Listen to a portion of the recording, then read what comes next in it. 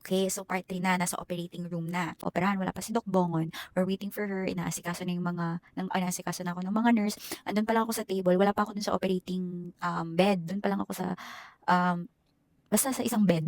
And then, tinanong ko, papatulugin po ba ako? Sabi ng ibang nurse, hindi po, spinal anesthesia lang. Yung half lang ng body ko yung hindi ko maramdaman, pero gising ako, ganun. Dumating na yung anesthesiologist si Dr. Mark. Tapos sinanong ko si Dr. Mark, sabi niya most likely yun nga, spinal. Nagchichika na sa akin yung isang nurse doon na lalaki na parang kaya ko daw bang kumuba or umaro. Sabi ko hindi po, sobrang masakit po siya. Hindi yung parang, na gano'n. Parang makirot na siya. Parang pag nagagalaw. Alam mo yung may parang piercing pain na siya na parang tinutusok ako ng kutsilyo, gano'n. And then, naka-side view na ako, pina-side view na nila ako. Dumating na si Doc Bongo, alas 7 na nun. Sabi ni Doc sa akin, sorry Rowie. Sabi niya, Rowie Sal pa nga tawag niya sa akin. Sabi niya, sorry Rowie. Sabi ko, ang una kong tanong sa kanya, magkaka-baby pa ba ako? Sabi niya, yes. Oo naman, sabi niya. So yun pa lang, dun pa lang sa moment na yun, parang gusto ko na mag-move on. Na okay, sige magkaka-baby pa ako, babalik pa sa akin ulit yung baby ko. So yun. And then, sabi niya, and then, tinanong na, parang sabi niya, titingnan natin kung kaya pang masalba yung fallopian tube ko and yung ovaries, ganun. So, tinignan, sana hindi pa, sabi niya pa, sana hindi pa ruptured. Tapos narinig ko, sabi ni Doc Mark, ruptured na kasi nga hindi na ako makayuko. So, pinapayuko niya ako para, alam mo, sobrang gentle ng mga doktor ko, sobrang gentle ng mga tao doon sa San Mateo Medical Center. Sobrang nag-thank you ako sa kanila, sobrang bait nila from emergency room, from emergency to my operation hanggang sa pag-out ko. Halos lahat ng staff nila ang babait. Sobra, they're taking care of me talaga. Ano na, nawawala na ako. Basta they took care of me na parang talagang basta ang bait nila.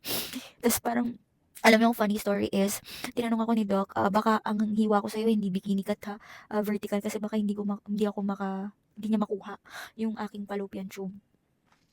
Tas, ayun, di patulog na. Naramdaman ko pa ang last na, naramdaman ko is yung bumubuka ka na ako. Masakit yung anesthesia na nilagay sa akin. Pinatulog ako eh, kasi meron ako sa likod, meron din siyang pinasok dito sa aking dextrose. But I think the reason why ginawa niya yon is because ruptured na nga ang aking fallopian tube. Bago pa ako makatulog, may last na question si Doc sa akin. Sinabi niya, vertical na to, hindi ko na siya mabibikini kat. Sabi ko pa, groggy na ako guys. Sabi ko pa, sige okay lang Doc, malaki naman puson ko eh. Hindi naman ako magbibikini. Parang ganun. And then, ayun na, nagising ako sa operating room guys. Habang inooperahan ako, nagising ako. Sumaaray ako. Kasi pala, yung anesthesia ko, nag-worn out na because nagbi-bleed na ako, hindi nagsastop yung bleeding ko. And then kailangan na nila akong lagyan ulit ng isa pang anesthesia because, ay nga, kasi nga, gising ako eh, nararamdaman ko na eh. Um, ayun, so nakatulog ulit ako, sabi ko pa, kay Doc Mark, aray, aray, aray, gumaganon pa ako. Tapos nun, nagising na ako alas 9, nasa recovery room ako, umiiyak ako. I was looking for my husband. Sabi ko, umiiyak ako, ma'am, ba't kayo umiiyak? May masakit po ba? Oh, where's my husband? I wanna see my husband. Sabi ko, di ba sa I wanna see my husband. Ayun, so sabi hindi pa daw pwede kasi daw, kailangan daw gumalaw yung paa ko muna. Magalaw ko yung paa ko, mataas ko yung paa ko. Girl, I wasn't expecting na ganun. Eh, di ba sa Grey's Anatomy?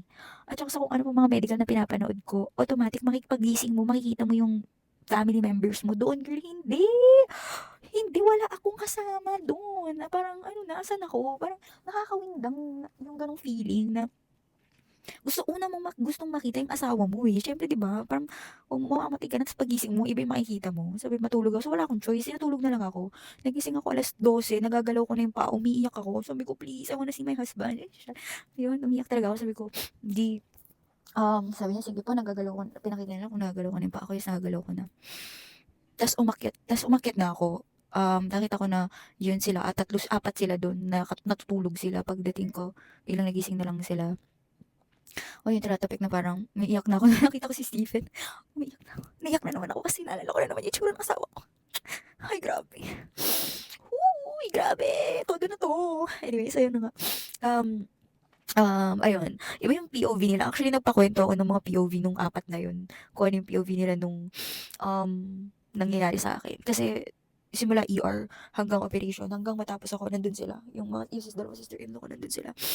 Sobrang, sobrang thankful ako sa kanila na nandun sila to take care of me. As in, Girl, as in lahat na ng experience, lahat ng buong katawan ko nakita na nila. As in, alam mo yun, parang sobrang thankful ako sa kanila na, na nandun sila to take care of me. Yung mga dapat hindi ko na-expect na gagawin nila, ginagawa nila.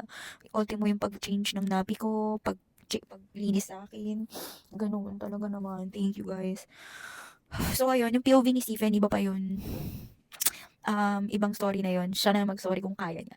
But, kinabukasan after nung surgery ko, ay, nung nandun pala ako sa surgery, sabi nila kay Stephen, kailangan po ng dugo, 3 bags of blood, kasi 1.5 liters ng dugo yung nawala sa akin.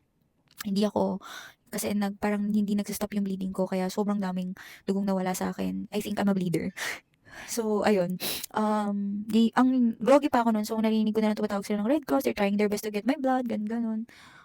Pero I think mga 3 o'clock or mga ganun, 2, 3, meron ng isang bag ang nalagay sa akin. A total of 4 bags yung nalagay sa akin. Nakasave ng isang bag ng dugo for me nung gabi. And then, kailangan pa ng 3 ulit. So, ayun, kinabukasan, parang I feel better na, ganun, dumating si doc sa akin, sabi niya, maglakad daw ako, para daw, alam mo yun, para, hindi ako ma-constipate, para labas ako ng gas, ganun. So, ayun, nag-walk-walk ako, nagsayaw-sayaw pa kami kasi, alam mo yun, parang yung feeling namin ni Axel nun is, yes, na-survive namin yung, experience na to and stuff. Kaya, nagsaya-celebrate kami, tapos, after namin mag-celebrate, girl, bumaba ang aking blood pressure. And then, may himatay-himatay na ulit ako. So, nagpanic na ulit si Stephen.